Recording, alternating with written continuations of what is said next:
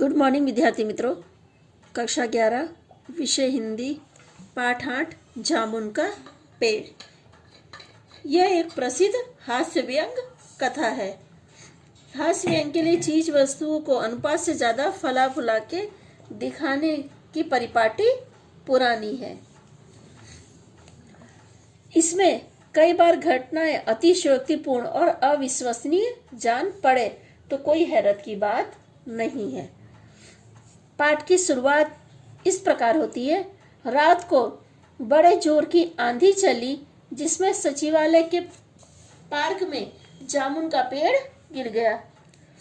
सुबह माली ने देखा तो उसके नीचे एक आदमी दबा हुआ था। उसने इस बात को तुरंत जाकर चपरासी को कह दी। इसके बाद मिनटों के बाद दबे हुए आदमी के पास लोगों की भीड़ इकट्ठा हुई। वहां पे मौजूद क्लार्क रसीले जामुन की प्रशंसा करने लगे। तभी माली ने आदमी के बारे में पूछा। उन्होंने उस आदमी के जीवित होने का संदेह था। तभी दबे हुआ आदमी बोला, मैं जीवित हूं। माली ने उस पर गिरे पेड़ को हटाने का सुझाव दिया, परंतु सुपरिटेंडेंट ने अपने ऊपर के अधिकारी से पूछने की बात कही। इसके बाद बात deputy secretary, joint secretary, chief secretary से होते हुए मिनिस्टर के पास पहुंची। मिनिस्टर ने चीफ सेक्रेटरी से कुछ कहा और उसी क्रम में बात नीचे तक पहुंची। इस तरह फाइल आगे चलती रही। यानी वो जो व्यक्ति दबा है उसे निकालने के लिए आगे वाले से पूछने की बात हो रही थी। एक से एक, जैसे पहले deputy secretary, joint secretary, chief secretary, minister तक बात पहुंचती है, फिर वापस उसी क्रम में बात नीचे आती है। दोपहर के खाने पर दबे हुए आदमी के चारों ओर बहुत भीड़ इकट्ठा हो गई। लोग तरह तरह की बातें कर रहे थे। कुछ मनचले क्लार्क सरकारी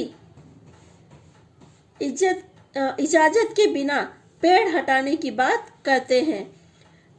तभी वहां सुपरिटेंडेंट फाइल लेकर दौड़कर आए और कहते हैं कि यह काम कृषि विभाग का है।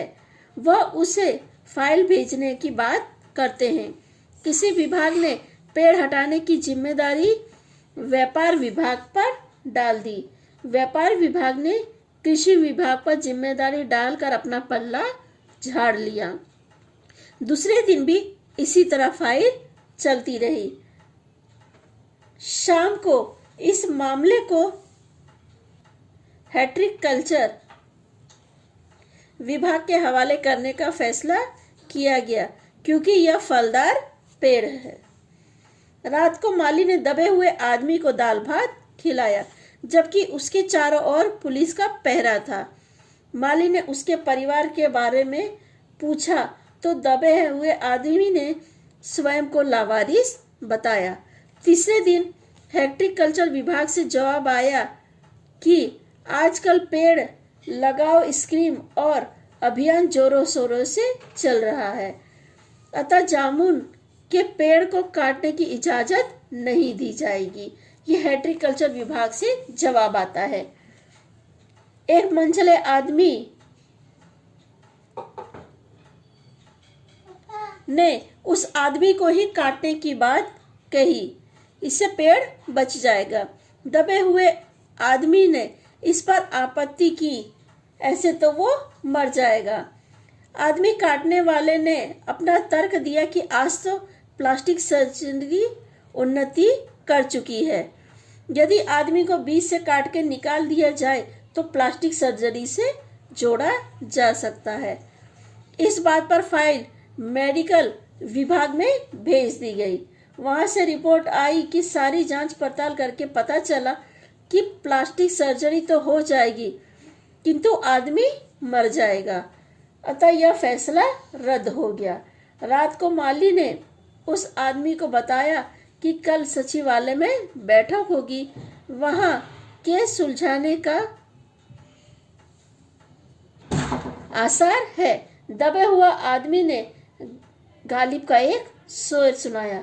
यह सुनकर माली हैरान हो जाता है। आदमी ने शायर होने की बात सारे सचिवालय में फैला दी गई। फिर यह चर्चा शहर में फैल गई और तरह तरह के कवि वहां शायर वहां इकट्ठा हो गए। वे सभी अपनी रचना सुनाने लगे। कई क्लर्क उस आदमी से अपनी कविता पर आलोचना करने को मजबूर करने लगे। जब यह पता चला कि दबा हुआ व्यक्ति कवि है तो सब कमेटी ने यह मामला कल्चरल डिपार्टमेंट को सौंप दिया। साहित्य अकादमी के सचिवालय के पास फाइल पहुंची। सचिव उसी समय उस आदमी का इंटरव्यू लेने पहुंचे। दबे हुए आदमी ने अपना उपनाम ओस है। तब कुछ दिन पहले उनका लिखा हुआ ओस के फूल गद्य संग्रह प्रकाशित हुआ। सचिव ने आश्चर्य जताया कि इतना बड़ा लेखक उनकी अकादमी का सदस्य नहीं है। आदमी ने कहा कि मुझे पेड़ के नीचे से निकालो। सचिव ने उसे आश्वासन देकर चला गया। अगले दिन सचिव ने उसे बधाई देते हुए यह खबर सुनाई कि उसे साहित्य अकादमी का सदस्य चुन लिया गया। आदमी ने फिर उसे पेड़ से निकालने की प्रार्थना की तो उन्होंने इनकार करते हुए कहा, यदि तुम मर जाओ तो वे उनकी बीवी को वजीफा दे सकते हैं। उनके विभाग के संबंध में सिर्फ कल्चर से है। पेड़ काटने का काम आरी कुल्हाड़ी का उनके विभाग का नहीं है। वन विभाग को लिखा दिया गया, यानी वन विभाग में लिखकर भेजा गया।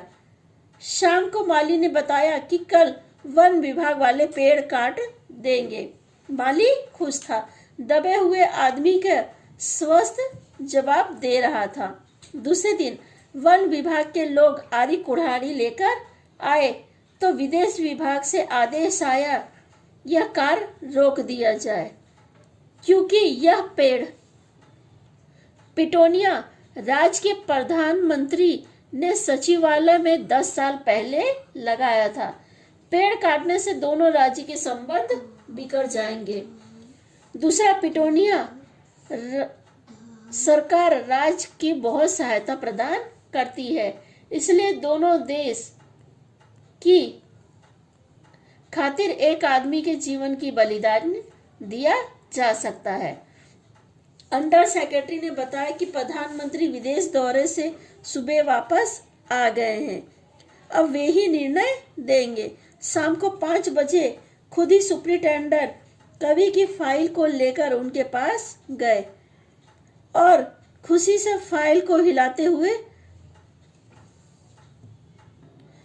चिल्लाकर कहा, प्रधानमंत्री ने इस पेड़ को काटने का हुक्म दे दिया है और इस घटना की सारी अंतर्राष्ट्रीय जिम्मेदारी अपने सर ले ली है।